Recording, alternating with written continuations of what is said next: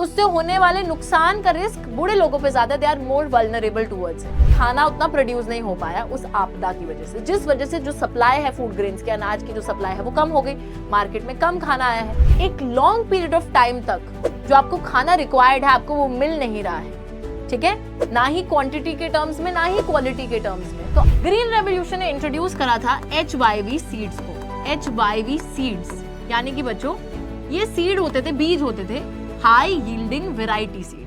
Hello everyone, स्वागत है आप सभी का आज की हमारी इस क्लास में। This is your assistant educator Ujjwala पुंज और आज की इस क्लास में हम जिस चैप्टर को पढ़ने जा रहे हैं हमारी स्प्रिंट सीरीज में, उस चैप्टर का नाम है फूड सिक्योरिटी इन इंडिया। बच्चों फूड सिक्योरिटी चैप्टर का नाम है। और हाँ जी, फूड सिक्योरिटी का क्या मतलब होता है? थोड़ा यार देखो, यहाँ पर फूड सिक्योरिटी का ये मतलब नहीं है कि हमें ना 2-4 बॉडीगार्ड रखने, अपने फूड अपने खाने को किसी को खाने नहीं देना है, कोई भी आए खाने के बाद उसको ऐसे ढिशुम ढिशुम कर देना है। That is not food security. Neither food security is this. जैसे जब हम बोलते हैं ना हमें मैम अपना फूड सिक्योर करके रखना है कि we don't share our food, जैसे जोई अपना खाना शेयर नहीं करते थे, जोई डजंट शेयर हिज फूड, वैसे हमें भी अपना खाना ऐसे ढक के नहीं रख लेना है कि we don't share our food. तो that is not food security. But what is food security और हमें फूड सिक्योरिटी की जरूरत क्यों है? तो चलिए देखते हैं। फूड सिक्योरिटी का बच्चों 3 शब्दों में सिंपल मतलब आता है जिसको हम 3 A's बोलते हैं, ठीक है। 3 A's यानी कि availability, accessibility and affordability of food to all people at all times। जितने लोग, अब जैसे अगर हम सिर्फ भारत की बात करें तो भारत में जितने लोग रहते हैं उनको बच्चों जो 2 वक्त की रोटी है वो मिलती रहे हर time, that is food security. यानी कि यहाँ 3 चीजें हैं। अवेलेबिलिटी, अवेलेबिलिटी का मतलब जानते हो ना कि फूड अवेलेबल होना चाहिए, कि देश में फूड ग्रेन्स की प्रोडक्शन होनी चाहिए, और अगर फूड ग्रेन्स की कमी भी है तो बाहर से खाना आ रहा है, इंपोर्ट कराया जा रहा है, या फिर जो हमने स्टॉक में पिछले साल जो खाना जमा करके रख रखा है वो भी पूरा है। तो अवेलेबल खाना होना चाहिए सबसे पहले तो देश के अंदर। दूसरी चीज है एक्सेसिबिलिटी। एक्सेसिबिलिटी का मतलब होता है कि आपके पास उस खाने तक पहुंच होनी चाहिए, you should have the access to that food. And third thing is the affordability. अब खाने तक पहुंच तो गए, है ना, कोई रेस्टोरेंट में हमने देखा कि खाना पड़ा है, खाने तक पहुंच तो गए, बट अब उसको खरीदना भी तो है ना, ऐसे ही थोड़ी उसको खाने लग जाएंगे, वो फिर कहेंगे अब क्या करोगे, हाँ बर्तन धोएंगे वहां पर, नहीं। तो बच्चों अफोर्डेबिलिटी भी होनी चाहिए, यानी कि आपकी जेब में उतना पैसा होना चाहिए जिससे कि आप उस खाने को, जो न्यूट्रिशियस फूड है, वो आपको अवेलेबल भी हो, अफोर्डेबल भी हो, एक्सेसिबल भी हो। These are the 3 things that will ensure food security in any country. Now, it depends on the public distribution system, which is the PDS system, and the government vigilance and action at times when this security is threatened. अब ma'am ये security क्यों जरूरी है? क्योंकि बच्चों बहुत बारी ऐसा होता है कि देश के अंदर रह रहे हुए लोगों के पास खाने को खाना नहीं है। दैट इज वाई सरकार ने अपना पब्लिक डिस्ट्रीब्यूशन सिस्टम निकाला है, जिसके थ्रू सरकार खाने को बहुत कम दाम में लोगों को प्रोवाइड करती है ताकि गरीब से गरीब इंसान को, पुअरेस्ट ऑफ द लॉट को खाना मिल सके, 2 वक्त की रोटी मिल सके, ठीक है। और उस पर विजिलेंस रखना, निगरानी रखना, अगर खतरा बनता है खाने पर तो वो भी सरकार की जिम्मेदारी है। तो चलिए यहाँ पर ये जो 3 एस्पेक्ट्स है इसको थोड़ा और डिटेल में समझते हैं। 3 डायमेंशंस है फूड सिक्योरिटी इंश्योर करने के लिए। First is availability. अवेलेबिलिटी मतलब खाना होना चाहिए। It means food production within the country, food imports and the previous year stocks that are stored in the government granary। बच्चों खाने का अवेलेबल होना, सबसे पहली चीज खाना देश में होना चाहिए। मैंने आपको बताया ना 3 चीजें होनी चाहिए। एक तो देश के अंदर खाना प्रोड्यूस होना चाहिए, कि जो आपके फार्मर्स हैं वो खेती कर रहे हैं, क्रॉप प्रोडक्शन कर रहे हैं, भारी मात्रा में क्रॉप्स प्रोड्यूस हो रहे हैं, एक तो वो जरूरी है। दूसरी चीज, अगर देश में कोई खाने की चीज नहीं है तो आप उसे इंपोर्ट करा रहे हो, किसी दूसरे देश से उसको मंगा रहे हो, देश के अंदर इंपोर्ट करा रहे हो।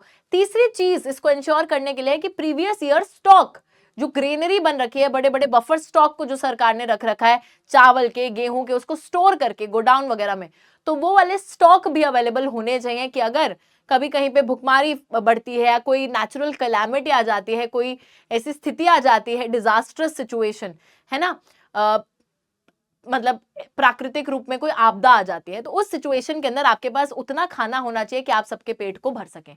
तो अवेलेबिलिटी होनी बहुत ज्यादा जरूरी है। नेक्स्ट इज एक्सेसिबिलिटी, यानी कि it should be within the reach of every person. हर किसी के रीच में वो खाना होना चाहिए। मतलब ये नहीं कि लोग दर दर भटक रहे हैं, खाने को खाना कहीं मिल नहीं रहा है, तो लोगों के पास वो रीच होनी चाहिए कि वो आसपास में ही कहीं जाए और उनको खाना मिल जाए। तीसरी चीज है अफोर्डेबिलिटी। अब यार खाना तो मिल जाएगा, लेकिन जेब में उतना पैसा भी तो होना चाहिए जिससे कि उस खाने को आप खरीद के खा सको। तो it means that individual has enough money to buy sufficient safe nutritious food to meet one's dietary needs. जैसे आपने देखा था एक इंसान को कितनी कैलोरीज की रिक्वायरमेंट होती है, पॉवर्टी एज अ चैलेंज वाले चैप्टर में हमने देख रखा है कि 2400 कैलोरीज किसी को चाहिए या 2100 कैलोरीज चाहिए। तो इस तरीके से जितनी आपकी डाइटरी रिक्वायरमेंट है, जितनी कैलोरीज आपको चाहिए एक नॉर्मल फंक्शन करने के लिए, उतना सेफ न्यूट्रिशियस खाना आपके पास खरीदने की कैपेसिटी भी होनी चाहिए।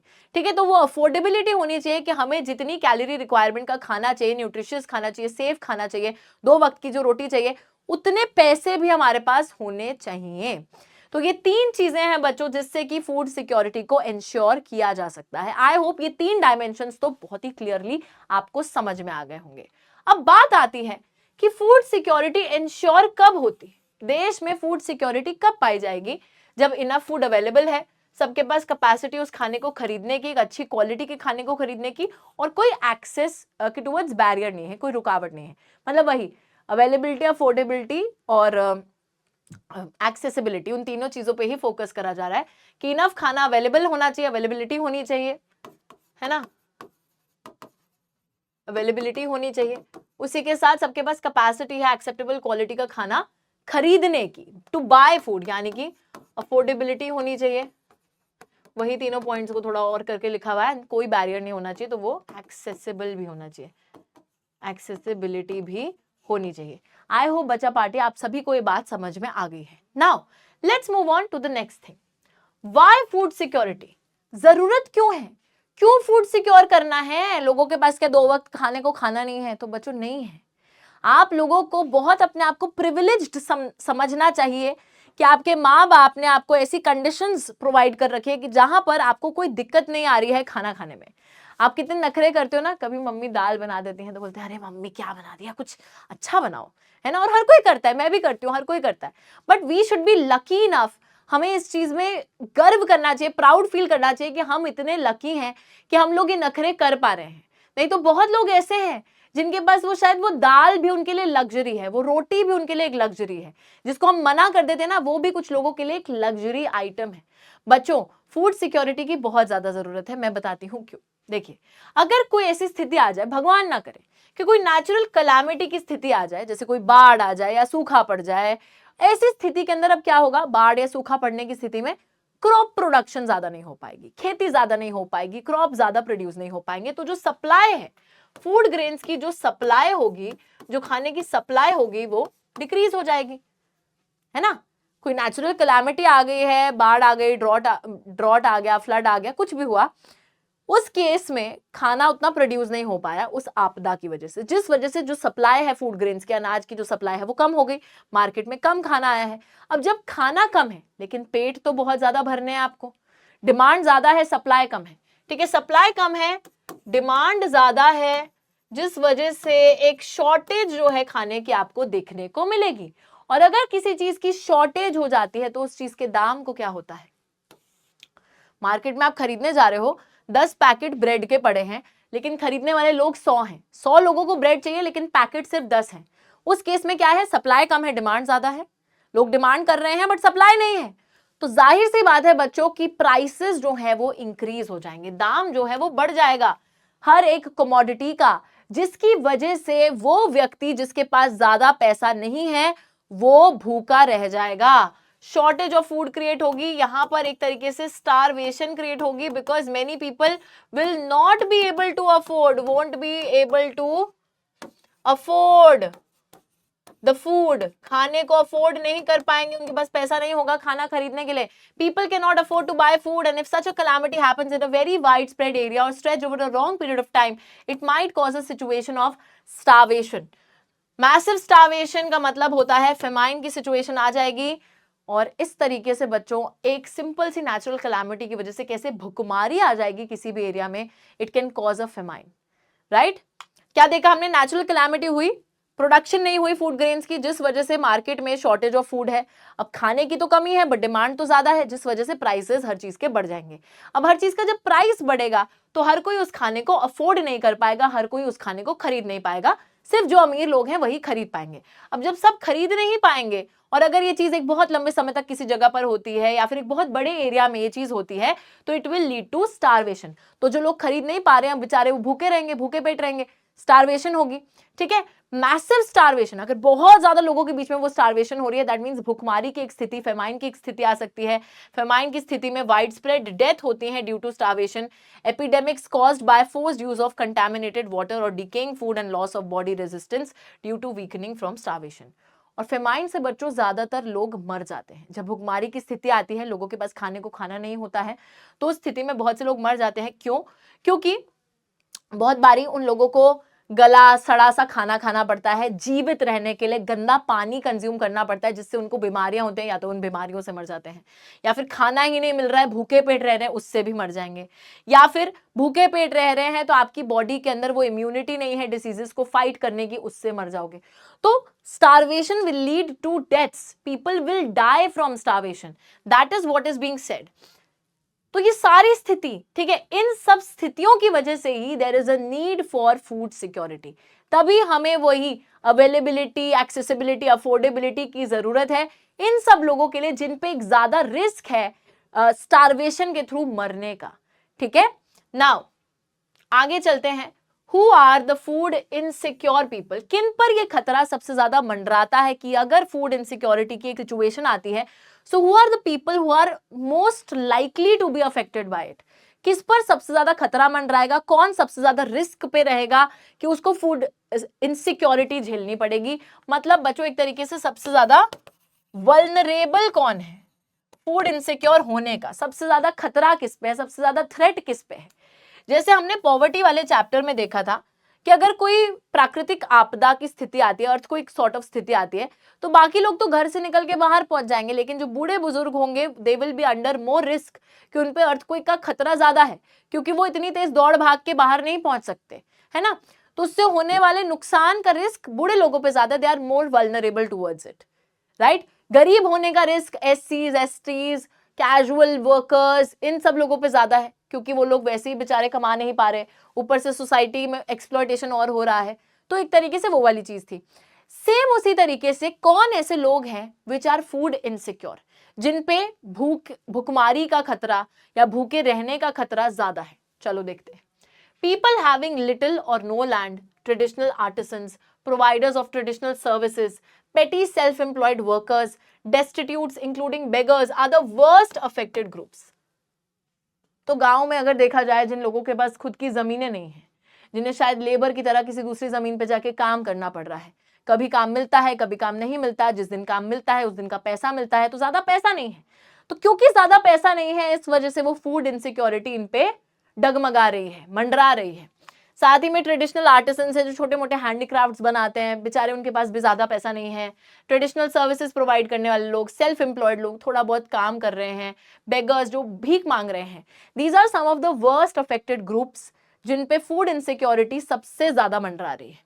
अर्बन एरियाज की बात करें, अब ऐसा नहीं कि शहरों के अंदर सब अमीर है, सब जो है ऐसे पैसा लुटा के खाना खाते जा रहे हैं, नो। अर्बन एरियाज के अंदर भी बहुत सी फूड इनसिक्योर फैमिलीज हैं, generally employed in ill paid occupations and casual labour market. तो बहुत से ऐसे लोग हैं बच्चों अर्बन एरियाज के अंदर भी, आपने देखा है झुग्गी झोपड़ियों में रहते हैं, स्लम एरियाज में रहते हैं, काम मिलता नहीं है, कभी काम मिलता है तो थोड़ा पैसा मिलता है, जिस दिन काम मिल रहा है उस दिन का पैसा मिलता है। बहुत से painters, carpenters, electricians, workers who are working, who are daily wage labourers, rickshaw जो चला रहा है, कोई इंसान हो सकता है छोटा मोटा सब्जी बेच रहा है रेडी पर, तो ये वो लोग हैं अर्बन एरियाज के अंदर भी जिनके पास बहुत कम पैसा है, एक मीगर इनकम है, and that is why they are under more threat of being food insecure. 2 वक्त की रोटी खाने के लिए भी खतरा मंडरा रहा है कि वो भी पता नहीं परचेज कर पाएंगे कि नहीं। Largely engaged in seasonal activities paid very low wages, तो जो लोग सीजनल तरीके से काम करेंगे, कभी किसी सीजन के दौरान काम है, कभी किसी सीजन के दौरान काम नहीं है, या फिर जो लोग जिनको बहुत कम वेजेस मिल रही हैं, बहुत कम दिहाड़ी मिल रही है, वो भी किसी किसी दिन काम मिल रहा है जिस दिन दिहाड़ी मिल रही है, तो ऐसे लोग बहुत ज्यादा खतरे में हैं of being food insecure. Alright, आगे देखते हैं। Social composition along with the inability to buy food plays a role in food insecurity. बच्चों अब एक तरीके से सामाजिक, अभी तक हमने देखा आर्थिक वर्ग, है ना, कि आप किस टाइप की ऑक्यूपेशन में हो जिस वजह से आप पैसा नहीं कमा पा रहे, that is why you are food insecure. अब वहीं पे सोसाइटी में भी कुछ ऐसे ग्रुप्स हैं, सोशली भी कुछ ऐसे ग्रुप्स हैं जिन पर फूड इनसिक्योरिटी ज्यादा पाई जाएगी, जैसे कि एससीज, एसटीज, ओबीसीज जो हैं, who have either poor land base or very low land productivity are prone to food insecurity.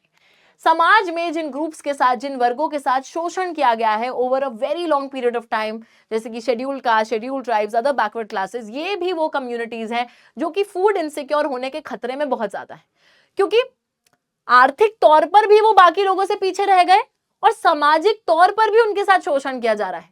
तो वही वाली चीज है, दोनों जगहों से जो है उनको शोषण किया जा रहा है, दोनों जगहों से वो थोड़े पीछे रह गए हैं। People affected by natural disasters who migrate to other areas in search of work among the most food insecure people. अब किसी जगह में कोई नेचुरल डिजास्टर आ गया, साइक्लोन आ गया, फ्लड आ गया, ड्रॉट आ गया, अब उन लोगों को उस एरिया को छोड़ के किसी दूसरे एरिया में जाना पड़ता है और एक नए सिरे से अपना काम धंधा चालू करना पड़ता है, जिसमें बच्चों जाहिर सी बात है कि काफी दिक्कतें आएंगी, बहुत मुश्किल आएगी और हो सकता है कि आप 2 वक्त की रोटी जितना पैसा भी नहीं कमा पा रहे हो। दैट इज वाई बोला जा रहा है जो लोग नेचुरल डिजास्टर से अफेक्ट होते हैं उन पे भी फूड इनसिक्योरिटी काफी ज्यादा मंडराती है। A large proportion of pregnant and nursing mothers and children under the age of 5 years constitute an important segment of the food insecure population. बच्चों ये भी चीज ना डायरेक्टली रिलेटेड है आपकी इनकम से। अब क्योंकि सामाजिक तौर पे महिलाओं को कमतर माना जाता है, महिलाएं जो है ज्यादा, उनको पढ़ाए लिखाए नहीं जाता है, उनको उतनी स्किल्ड जॉब्स में नहीं जाने दिया जाता है, so they are also a section of the society जिनके साथ कहीं ना कहीं थोड़ा बहुत शोषण हो रहा है as compare to men obviously. ठीक है, तो वो पीछे रह गए हैं समाज में थोड़ा, that is why they are also a part of the, we can say they are also a part of the food insecure people. साथ ही में बहुत सी ऐसी औरतें जो कि प्रेग्नेंट हैं, जो नर्सिंग मदर्स हैं, जिनके छोटे छोटे बच्चे हैं, या फिर जो बच्चे भी 5 साल के 5 साल से छोटे हैं, they also constitute the population जो कि एक तरीके से फूड इनसिक्योर है। ठीक है, जिसके पास खाने को खाना नहीं है, बिकॉज उन पे ज्यादा ध्यान नहीं दिया जा रहा है और वो कमाते भी नहीं है खुद के लिए, तो इसलिए उनको कहीं ना कहीं इग्नोर करा जाता है in society, and that is why they are also part of the food insecure population. अब याद रखिएगा इस चीज का कि आपने पॉवर्टी चैप्टर में भी ये चीज देखी थी कि पुअरेस्ट ऑफ द पुअर, जिनके साथ मतलब अगर फैमिली में कोई पैसा आदमी कमा भी रहा है तो इस वर्ग के साथ क्योंकि वो पैसा नहीं शेयर कर रहा, रिसोर्सेज नहीं शेयर कर रहा है, तो these are the poorest of the poor, जिसमें विमेन आ रही थी, छोटे बच्चे आ रहे थे।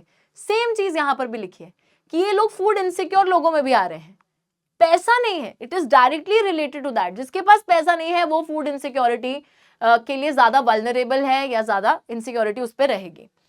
Now another aspect of food insecurity is hunger. I hope कि आप सबको दिख रहा है, ठीक है, hunger.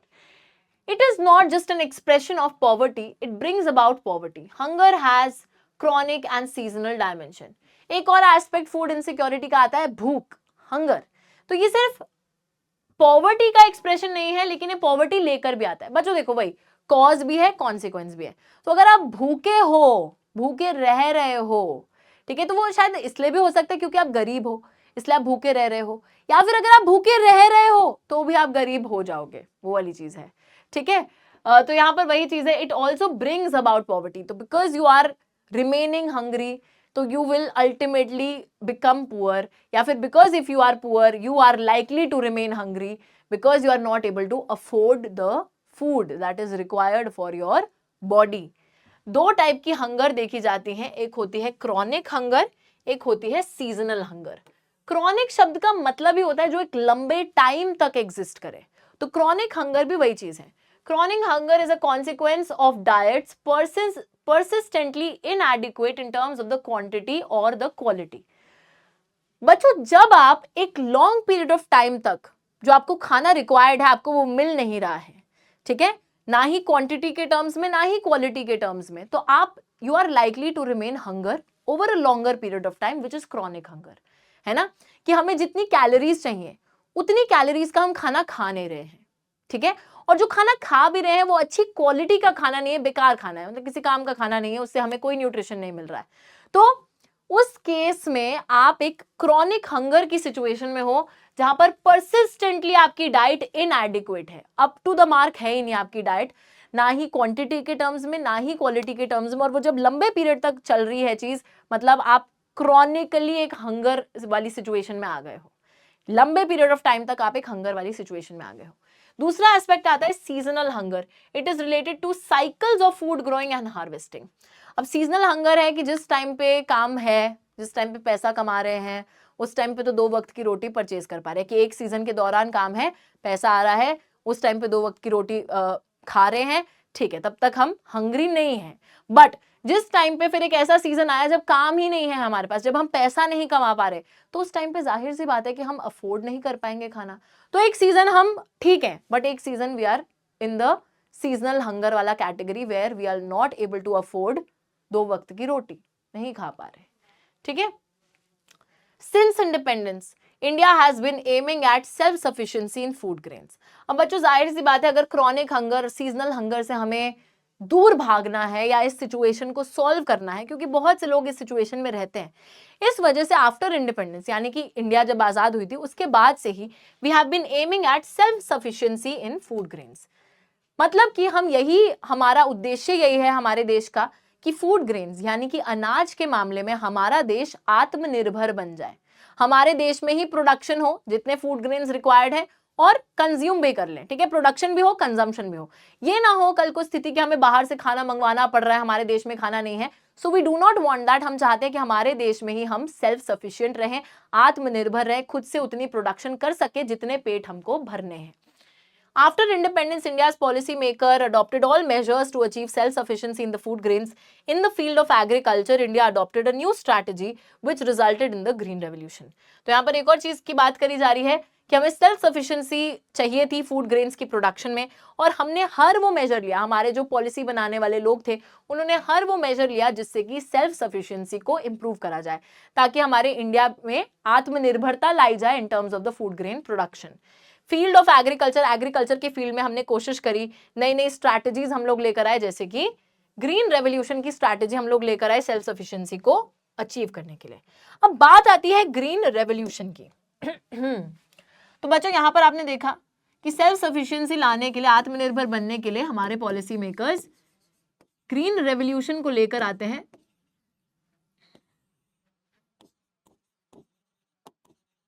Aimed at achieving a higher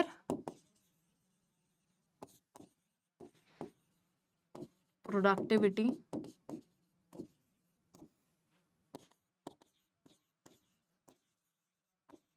of food grains, है ना।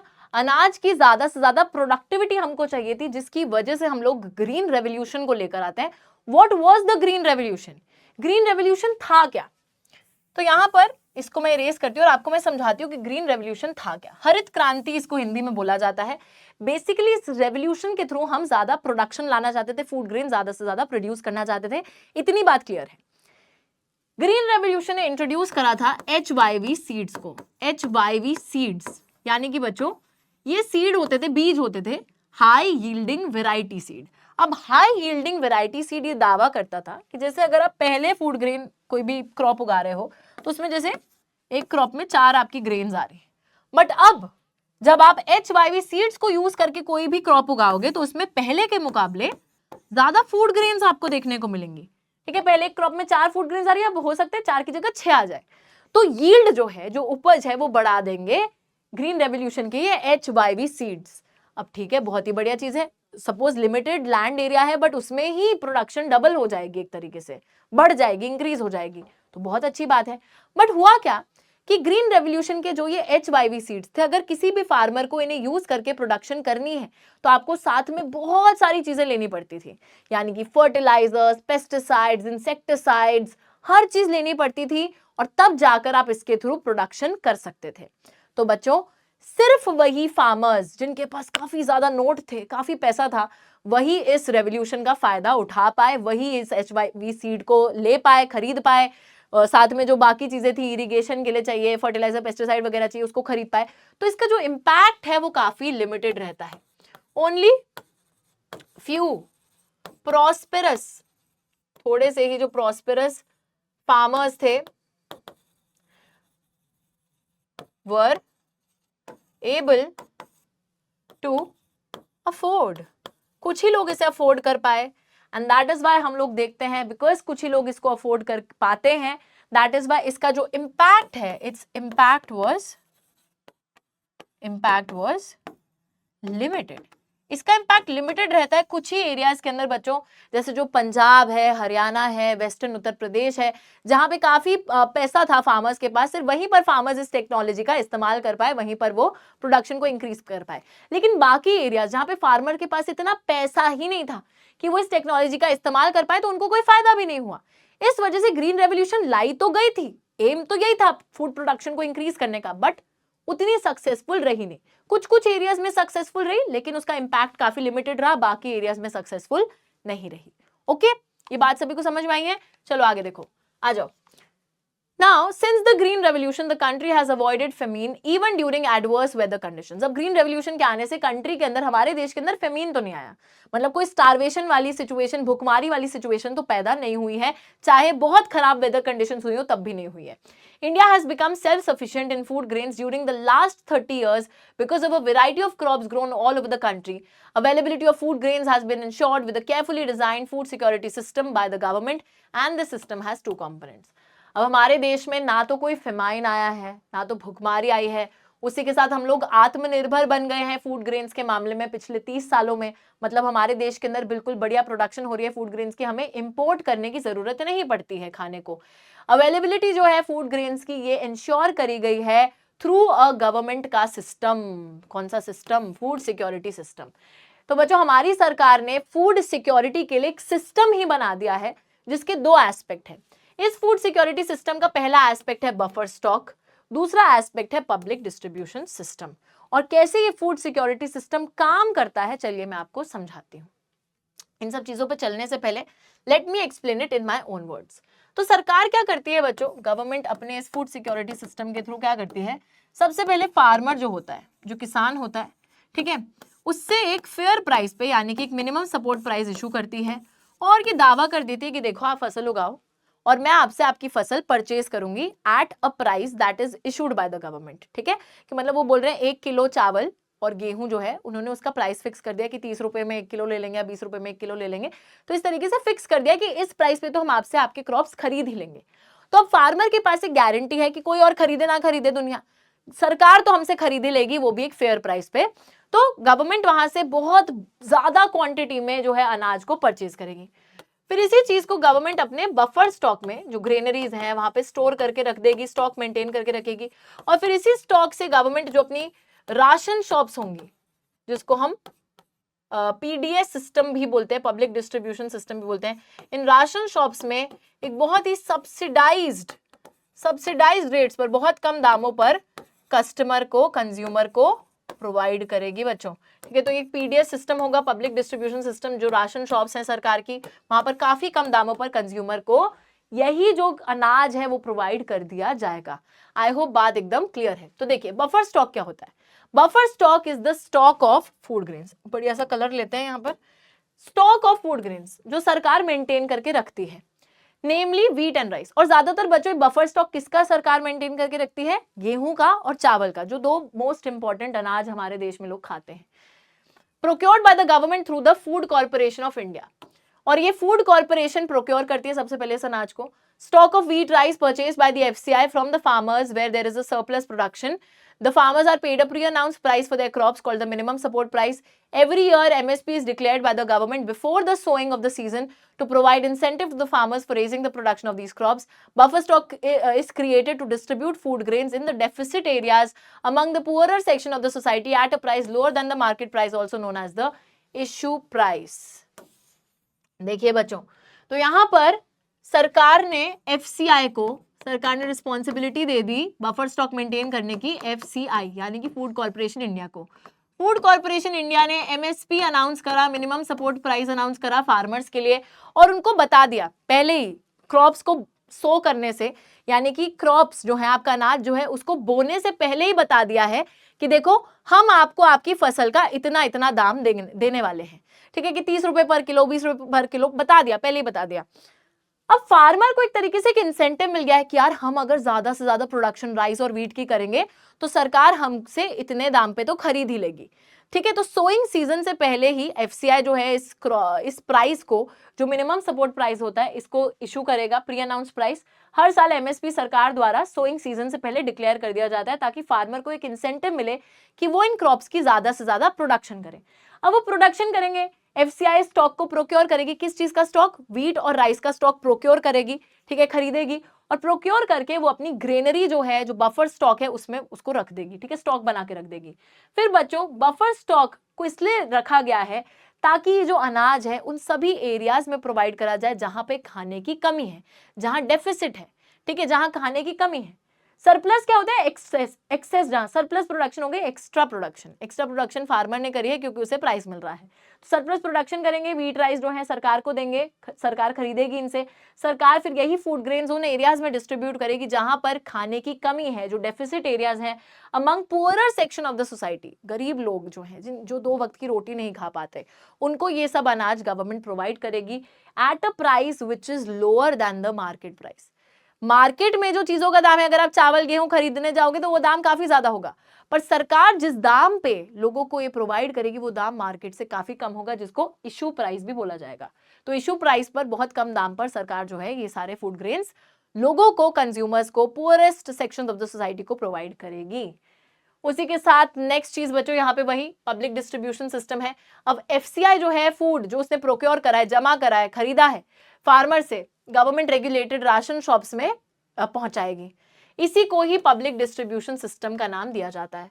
राशन शॉप जो होती है वहां पर बच्चों इसको फेयर प्राइस शॉप भी बोला जाता है। स्टॉक ऑफ फूड ग्रेन्स रखे जाते हैं, शुगर, केरोसिन, ये सारी चीजें यहाँ पर बांटी जाएंगी। Rationing in India was introduced during the 1940s against the backdrop of the Bengal famine. तो बच्चों जब इंडिया में बंगाल फेमिन आया था, भुखमारी आई थी बंगाल में, उस वजह से उस टाइम पर जो राशनिंग वाली चीज थी, राशन शॉप वाली चीज थी, उसको चालू करा गया था। मिड 1970s में 3 इंपॉर्टेंट फूड इंटरवेंशन प्रोग्राम्स को भी इंट्रोड्यूस करा गया। अब आप समझे ना इस पूरी चीज को, क्या करा है सरकार ने? रिस्पॉन्सिबिलिटी दे दी, जिम्मेदारी दे दी फूड कॉर्पोरेशन इंडिया को। फूड कॉर्पोरेशन इंडिया फार्मर के पास गई, एमएसपी अनाउंस करा प्रोडक्शन करने से पहले चावल गेहूं के लिए।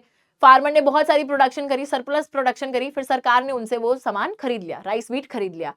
फार्मर खुश हो गया।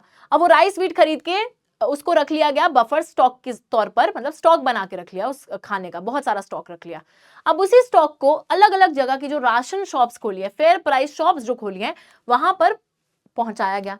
अब इसी फेयर प्राइस शॉप पर कंज्यूमर आकर एक काफी सब्सिडाइज्ड रेट्स पर उन क्रॉप्स को खरीद सकते हैं, वो सब सामान खरीद सकते हैं, जैसे कि शुगर है, केरोसिन है, और प्लस राशन कर दिया जाएगा पर फैमिली। ये नहीं है कि आपने आके 15-15, 20-20 किलो हर चीज का खरीद लिया कि अरे सस्ता मिल रहा है, तो नहीं। बट जो राशनिंग होती है, मैं आपको बताती हूँ किस तरीके से, कि जैसे फॉर एग्जाम्पल अगर लेके चले तो 5 किलो जो है ग्रेन्स, 5 किलो शुगर, उसी के साथ 5 लीटर केरोसिन, तो इस तरीके से हर फैमिली के लिए डिसाइड कर दिया जाता है कि अगर आप राशन कार्ड एक लेकर आ रहे हो तो उस राशन कार्ड पे आपको इतना ही 5-5 किलो ही मिलेगा, उससे ज्यादा नहीं मिलेगा। तो राशन कर दिया है, लिमिटेड क्वांटिटी ही मिलेगी, ठीक है, जितनी जरूरत है। तो ये राशनिंग इंट्रोड्यूस करी गई थी 1940s के दौरान। एसेंशियल जो फूड ग्रेन्स हैं, जैसे वही चावल, गेहूं, चीनी, केरोसिन, ये सारी जो इंपॉर्टेंट चीजें हैं जो खाना बनाने के लिए चाहिए, वो लोगों को एक सब्सिडाइज रेट पे प्रोवाइड करी जाती है। साथ ही में कुछ इंटरवेंशन प्रोग्राम्स खाने के लिए इंट्रोड्यूस करे गए। एक तो यही पीडीएस सिस्टम इंट्रोड्यूस करा गया, जहां पे राशन शॉप्स खोली गई और राशन शॉप्स के थ्रू सब्सिडाइज रेट्स पे लोगों को खाना प्रोवाइड करा गया। उसके बाद इंटीग्रेटेड चाइल्ड डेवलपमेंट सर्विसेज, तो बच्चे जो हैं उनको भी खाना मिल सके, उनकी ओवरऑल ग्रोथ के लिए खाना जरूरी है, तो उसके लिए प्रोग्राम। साथ ही में food for work. Food for work का मतलब है लोगों को काम दिया जाए। अब लोगों को जब काम मिलेगा, नौकरी मिलेगी, जैसे मनरेगा वगैरह जैसी स्कीम्स हैं बच्चों, उसके through 100 days of guaranteed employment मिल रही है। ये सब स्कीम्स क्यों लाई गई? ये सब स्कीम्स लाई गई ताकि लोगों को एम्प्लॉयमेंट मिले। एम्प्लॉयमेंट मिलेगी तो पैसा आएगा, पैसा आएगा तो वो अफोर्ड कर पाएंगे खाने को। तो वही फूड फॉर वर्क, कि काम मिलेगा, पैसा आएगा, पैसा आएगा तो खाना अफोर्ड कर पाएंगे। तो ये सारी जो चीजें, इंटीग्रेटेड चीजें, इंटरवेंशन प्रोग्राम्स, इनको भी इंट्रोड्यूस करा गया ताकि जो फूड सिक्योरिटी है उसको इंश्योर करा जा सके, लोग अफोर्ड कर सके खाने को। ठीक है, चलिए। At present, there are several poverty alleviation programs, mostly in rural areas, which have an explicit food component also. Employment programmes greatly contribute to food security by increasing the income of the poor. तो देखो यही वाली चीज है, बहुत से जो poverty alleviation programmes हमने चला रखे हैं, वो ग्राम स्वरोजगार है ना, ये सारी योजनाएं जो चला रखी हैं। अब वो सारी जो योजनाएं हैं बच्चों, जिसके थ्रू आपका एम है गरीबी हटाना, लोगों की इनकम को बढ़ाना, उन सब चीजों से भी तो फूड सिक्योरिटी इंश्योर हो रही है। अगर एक इंसान की गरीबी हटेगी, इनकम बढ़ेगी, तो वो इंसान खाना खरीद पाएगा जितना उसे जरूरी है, न्यूट्रिशियस फूड को परचेज कर पाएगा, उसकी परचेजिंग पावर बढ़ेगी। उसी के साथ साथ एम्प्लॉयमेंट प्रोग्राम्स जब आप चलाओगे, जब लोगों को आप रोजगार प्रोवाइड करोगे, उससे भी तो फूड सिक्योरिटी ही बढ़ेगी, क्योंकि इनकम बढ़ेगी एक गरीब इंसान की। जब इनकम बढ़ेगी तो वो खाने को अफोर्ड कर पाएगा। बात वही आ जाती है कि अवेलेबिलिटी सरकार ने करा दी है, राशन शॉप वगैरह खुलवाकर। अवेलेबिलिटी के बाद एक्सेसिबिलिटी की, लोगों को कार्ड वार्ड दे दिया है, राशन कार्ड, लोग जा सकते हैं राशन शॉप से परचेज कर सकते हैं। पर परचेज कब करेंगे? जब पैसा होगा उनके पास। तो अफोर्डेबिलिटी भी होगी। अफोर्डेबिलिटी कैसे होगी? Poverty alleviation programme, employment generation के थ्रू उनका काम करेंगे, पैसा मिलेगा। तो वही 3 एस्पेक्ट्स हैं हर प्रोग्राम के, बट वही आपको याद रखना है। आगे देखो, करंट स्टेटस क्या है हमारे पीडीएस सिस्टम का, किस तरीके से ये पीडीएस सिस्टम काम कर रहा है करंटली, चलिए देखते हैं। Public distribution system is the most important step taken by the government of India towards ensuring food security. बहुत इंपॉर्टेंट स्टेप है यार फूड सिक्योरिटी इंश्योर करने के लिए, सभी को खाना प्रोवाइड करने के लिए। 1992 में revamped public distribution system was introduced. फिर से उसको थोड़ा सा बदल के, रिवैम्प करके, नया आकार देके 1992 में इसको फिर से इंट्रोड्यूस करा गया था। जून 1997 से टारगेटेड पब्लिक डिस्ट्रीब्यूशन सिस्टम को इंट्रोड्यूस करा गया, ताकि पुअर को टारगेट करा गया। ठीक है बच्चों, फिर 97 से एक टारगेटेड पब्लिक डिस्ट्रीब्यूशन सिस्टम को चालू करा गया, जहां पर टारगेट करा गया poor people in all areas. Her area में जितने गरीब लोग हैं उनको बेसिकली उनको टारगेट करके इस प्रोग्राम को चालू करा गया। 2000 में 2 स्पेशल स्कीम्स को लॉन्च करा गया, एक थी अंत्योदय अन्न योजना और एक थी अन्नपूर्णा स्कीम। तो अंत्योदय अन्न योजना थी टारगेट करते हुए हमारे पुअरेस्ट ऑफ द पुअर को, जो सबसे गरीबों में भी सबसे गरीब लोग होते हैं, उनको टारगेट करके, और अन्नपूर्णा स्कीम थी सीनियर सिटीजन्स के लिए। ठीक है, तो उनके लिए फूड सिक्योरिटी इंश्योर करी जाए, उसके लिए टारगेटेड थी। तो इस तरीके से बच्चों पब्लिक डिस्ट्रीब्यूशन सिस्टम काम कर रहा है एट प्रेजेंट। तो सबसे पहले नॉर्मल सिस्टम था फूड सिक्योरिटी इंश्योर करने के लिए, फिर 92 में रिवैम्प कर दिया, फिर 97 से टारगेट कर दिया सिर्फ गरीब लोगों को, जितने गरीब लोग हैं जिनके पास खाने के लिए पैसा नहीं है, 2 वक्त की रोटी नहीं है, उनको टारगेट करके चलाया गया। फिर 2 स्पेशल स्कीम जो है अंत्योदय अन्न योजना पुअरेस्ट ऑफ द पुअर के लिए, अन्नपूर्णा स्कीम सीनियर सिटीजन के लिए, इसको भी लाया गया।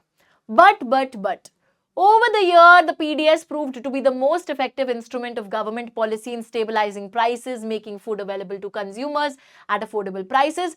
However, it has faced severe criticism on several grounds. बच्चों डेफिनेटली पीडीएस सिस्टम बहुत अच्छे से हमारे देश में काम कर रहा है, और जहां जहां पीडीएस सिस्टम अवेलेबल है वहां पर हमने देखा है कि फूड सिक्योरिटी लोगों के टुवर्ड्स इंश्योर करी गई है, लोगों को 2 वक्त की रोटी मिल रही है हाईली सब्सिडाइज्ड रेट्स पर, और लोगों का न्यूट्रिशनल लेवल, हेल्थ स्टेटस वो भी इंप्रूव हुआ है। बट देखिए, बहुत सा क्रिटिसिज्म भी इस सिस्टम ने फेस करा। अब ऐसा तो हो नहीं सकता कि कोई चीज बढ़िया तरीके से चल जाए और उसमें कोई दिक्कत ही ना आए, तो ऐसा तो नहीं है बच्चों। हम लोग देखते हैं high level of buffer stock of food grains is very undesirable, wasteful in states such as Punjab, Haryana, western UP, Andhra Pradesh, mainly 2 crops wheat and rice are grown. एक रीजन तो हो गया क्रिटिसिज्म का कि बहुत ज्यादा बफर स्टॉक रखा जाने लगा है ना, तो बहुत बफर स्टॉक पे स्टॉक उसको रखे जा रहे हो, उतना स्टॉक यूज नहीं हो रहा है, जिसकी वजह से एक तरीके से आप खाने को वेस्ट कर रहे हो। एक जगह पे लोगों के पास खाना नहीं है, पर एक जगह पे इतना स्टॉक रख लिया कि बहुत सारा वेस्ट जा रहा है, तो उतना डिजायरेबल नहीं है। उस हिसाब से स्टॉक रखिए जितना यूज होना है, राइट, वेस्ट मत करो उसको। सेकेंडली, कुछ स्टेट्स है पंजाब, हरियाणा, वेस्टर्न यूपी के, आंध्र प्रदेश के, जहां पे सिर्फ क्योंकि अब पता है फार्मर को कि भाई मेरे को तो फेयर प्राइस जो है, जो एमएसपी है वो मिल रहा है वीट और राइस के लिए, जितना ज्यादा मैं वीट राइस ग्रो करूंगा उतना ज्यादा सरकार मेरे को पैसा देगी। तो पंजाब, हरियाणा, वेस्टर्न यूपी, आंध्र प्रदेश जैसे राज्यों में लोग सिर्फ वीट और राइस ही ग्रो करे चले जा रहे हैं कि सरकार पैसा देगी। तो इस केस में बाकी क्रॉप्स आप ग्रो नहीं कर रहे। अब देश में ऐसा तो है नहीं कि लोग सिर्फ गेहूं और चावल ही खाते रहेंगे, बाकी क्रॉप्स की भी जरूरत है यार। फ्रूट्स चाहिए, वेजिटेबल्स चाहिए, दालें चाहिए, आलू चाहिए, ये सब कौन ग्रो करेगा? तो बाकी क्रॉप्स को आप इग्नोर कर रहे हो। Along with that, insensitive utilization of water in the cultivation of rice has also led to the environmental degradation, fall in the water level, threatening the sustainability of agricultural development in these states. Third चीज बच्चों यहाँ पर जो बोली जा सकती है वो ये है कि राइस की प्रोडक्शन क्योंकि लोग करते चले जा रहे हैं, उन्हें यही लग रहा है ना कि जितना चावल उगाएंगे उतना पैसा मिलेगा। चावल को उगाने के लिए पानी बहुत लगता है, तो पानी को जरूरत से ज्यादा इस्तेमाल करा जा रहा है फार्मर्स द्वारा, जिसकी वजह से हमारे इन्वायरमेंट डिग्रेडेशन में कंट्रीब्यूशन हो रहा है। हमारी जो प्रकृति है वो दूषित हो रही है, वाटर लेवल जो ग्राउंड वाटर लेवल है वो गिर रहा है, और एग्रीकल्चरल डेवलपमेंट तो हो रही है पर उस डेवलपमेंट से कहीं ना कहीं वाटर टेबल कम हो रही है, पानी की किल्लत आ रही है, वो दिक्कत है। और एक जगह पर डेवलपमेंट हो जाएगी फिर बाकी जगह पे नहीं हो पाएगी क्योंकि पानी की कमी हो जाएगी ना, तो इसलिए ध्यान में रखना है इस चीज को। साथ ही में PDS dealers started the malpractice like diverting the grains to open market to get better margin, selling poor quality grains at ration shops, irregular opening of the shops etcetera. बच्चों साथ ही में देखो जो पीडीएस डीलर्स हैं, जिनको dealer बनाया, हाँ, पब्लिक डिस्ट्रीब्यूशन सिस्टम का, उन्होंने भी गलत गलत प्रैक्टिसेस चालू कर दी, जैसे कि ग्रेन्स को ओपन मार्केट में बेचना, ब्लैक मार्केटिंग करना, कि उनको पता है कि भाई यहाँ तो 2 रुपए की बिकेगी, मैं ओपन मार्केट में बेचूंगा तो 10 रुपए की बिकेगी, है ना, तो कहीं पे वहां पे 2 रुपए की बेचने की बजाय वो बहुत सारा स्टॉक डाइवर्ट करके ओपन मार्केट में बेचने लग गए कि 8 रुपए तो चलो अपनी जेब में जाएंगे, उस तरीके से ओपन मार्केट में बेचने लगे बेटर मार्जिन के लिए।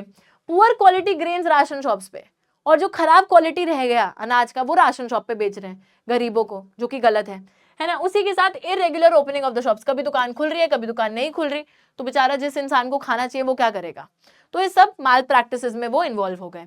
Recent years में there is another factor that has led to the decline in the PDS. 3 types of cards and the range of prices that you see today did not exist.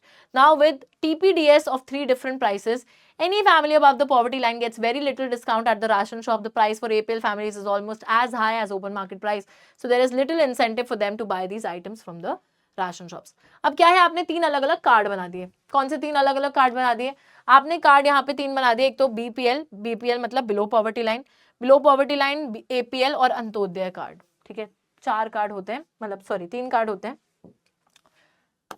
3 cards की अगर मैं बात करूं तो एक होता है बीपीएल कार्ड जो कि बिलो पॉवर्टी लाइन के लिए होता है, एक होता है एपीएल जो कि अबव पॉवर्टी लाइन के लिए होता है, और एक होता है अंत्योदय कार्ड जो कि पुअरेस्ट ऑफ द पुअर, सबसे ज्यादा गरीब लोगों के लिए होता है। अब दिक्कत क्या हो रही है कि जिस इंसान के पास बीपीएल और अंत्योदय कार्ड है, चलो उनको तो सब्सिडाइज्ड रेट्स पे खाना मिल रहा है, बट जिसके पास एपीएल कार्ड है, अब बच्चों आप खुद सोचो, बीपीएल कैटेगरी इधर है, एपीएल इधर है, और जो लोग एपीएल में भी बिल्कुल नीचे हैं वो भी तो एक तरीके से बहुत गरीब ही हैं, बट एपीएल कैटेगरी के साथ क्या हो रहा है, उनको भी एक तरीके से उतने ही प्राइस पे चीजें मिल रही हैं जितनी ओपन मार्केट, नॉर्मल मार्केट में जितनी मिल रही हैं। तो क्या फायदा हुआ फिर उन लोगों के लिए? ऑल्दो वो बीपीएल में नहीं आ रहे बट है तो गरीब ही, जो लाइन से थोड़े से ऊपर है ना, वो एपीएल में आ रहे हैं बिकॉज क्राइटेरिया इस तरीके से सेट है, बट है तो पैसा उनके पास भी नहीं, तो उनको दिक्कत इस बात की हो रही है कि उनको भी ओपन मार्केट जितना ही प्राइस पे सामान खरीदना पड़ रहा है, तो वो बाहर से खरीद ले, उनको राशन शॉप से फिर फायदा क्या हो रहा है? तो ये एक बहुत बड़ी दिक्कत है। तो ये सारी दिक्कतें आ रही हैं, पर ऑब्वियसली बच्चों दिक्कतें हर चीज में आती हैं, पर पब्लिक डिस्ट्रीब्यूशन सिस्टम है बहुत इफेक्टिव। बहुत सी जगहों पे जहां पर खुला है, लोगों को न्यूट्रिशियस खाना मिल रहा है, सब्सिडाइज रेट्स पे खाना मिल रहा है, ऑल्दो डिफिकल्टीज आ रही हैं, ठीक है, डिफिकल्टीज ऑब्वियसली आ रही हैं, but still it has improved the health and the nutritional status of many people, उनकी अफोर्डेबिलिटी के हिसाब से खाना मिल रहा है, ऑल दोस थिंग्स। साथ ही में जो कोऑपरेटिव सेक्टर है उसने भी काफी मदद करी है फूड सिक्योरिटी को इंश्योर करने के लिए। अब आपको पता है कि कोऑपरेटिव्स कौन होते हैं? तो कोऑपरेटिव सेक्टर वो होता है जहां पर जो सामान प्रोड्यूस करते हैं वही सामान बेच देते हैं। जैसे मैंने चावल प्रोड्यूस भी करा और मैंने उसको बेच भी दिया, तो एक तरीके से कोई मिडिल मैन नहीं आए, बीच में कोई लोग नहीं आए जिन्होंने कमीशन खाई हो, जिन्होंने आगे डाइवर्ट करा उस चीज को, तो उस चीज में जो प्रॉफिट रेट है वो भी सही मिल जाता है और फेयर प्राइस पे भी लोग उसको बेच देते हैं। तो देखो जैसे कि इंडिया में cooperatives playing an important role in ensuring food security especially in southern western parts of the country. तो हमारे दक्षिणी और पश्चिम हिस्से में हम देखते हैं सबसे ज्यादा जो है फूड सिक्योरिटी इंश्योर करी है कोऑपरेटिव्स ने। Cooperative society set up shops to sell low price goods to poor people. Some of the examples are Mother Dairy in Delhi, Amul from Gujarat, Academy of Development Science ADS in Maharashtra. तो ये कुछ examples है बच्चों। तो यहाँ पे जो लोग असल में प्रोड्यूसर्स होते हैं, जैसे जो सपोज मदर डेयरी है दिल्ली के अंदर, तो जो लोग मिल्क प्रोड्यूस करें वही लोग साथ में उन्होंने कोऑपरेटिव खोल रखा है और वही डायरेक्टली उसको सेल कर रहे हैं, प्रोड्यूसर्स ही सेलर भी बन गए हैं। तो प्रॉफिट मार्जिन वो इतना ज्यादा नहीं अपना लेके चलते, तो कम रेट पर ही वो उस चीज को डायरेक्टली कंज्यूमर को बेच देते हैं, तो कंज्यूमर को भी वो चीज अफोर्डेबल लगती है और जो प्रोड्यूसर है चीज का उसे भी सही लगता है कि उसको भी अच्छा खासा पैसा मिल रहा है। ठीक है, तो मदर डेयरी दिल्ली में अमूल जो है, अब तो अमूल तो पूरे इंडिया में फैल गया है, गुजरात की ब्रांड है बच्चों, and it is also cooperative. उसके साथ अकेडमी ऑफ डेवलपमेंटल साइंस जो कि महाराष्ट्र की है, एडीएस, ये भी एक कोऑपरेटिव है। तो यहाँ पे बहुत सही है कि ऐसी दुकानें हैं जहाँ लो प्राइस गुड्स लोगों को, गरीब लोगों को मिल जाते हैं। तो very nice, cooperative is a nice example of ensuring food security, इन्होंने भी मदद करी है। ठीक है, तो इसी के साथ हमारा जो चैप्टर है वो हो जाता है समाप्त। एंड आई थिंक कि सभी को ये चैप्टर बहुत आसान लगा होगा, बहुत इजीली समझ में भी आ गया होगा, राइट। चैप्टर में बहुत ही इजी चीज थी बच्चों की, फूड सिक्योरिटी क्या है कि सभी को हर टाइम पर खाना मिल सके। और खाना मिलेगा कैसे, जब तीन चीजें रहेंगी, एक तो खाना अवेलेबल होना चाहिए, दूसरी चीज है कि खाना एक्सेसिबल होना चाहिए, और तीसरी चीज है कि खाना अफोर्डेबल होना चाहिए। और इसी के लिए गवर्नमेंट ने क्या क्या स्टेप्स ले रखे हैं, हम क्या क्या कर सकते हैं फूड सिक्योरिटी को इंश्योर करने के लिए, कौन से ऐसे लोग हैं जिनके पास फूड सिक्योरिटी नहीं है, जो फूड इनसिक्योर हैं, और उनकी मदद कैसे की जा सकती है गवर्नमेंट के फूड सिक्योरिटी सिस्टम के थ्रू, जिसके दो एस्पेक्ट है, बफर स्टॉक और पब्लिक डिस्ट्रीब्यूशन सिस्टम, उसको भी देखा। पीडीएस सिस्टम में क्या क्या कमी आ रही है उसको भी देखा। और इन सारी ही चीजों को हमने एनालाइज कर लिया है और इस चैप्टर को हमने कर लिया है फटाफट से complete. And I will see you in the next class with a new chapter. तब तक के लिए take care and bye bye guys, bye, see you all.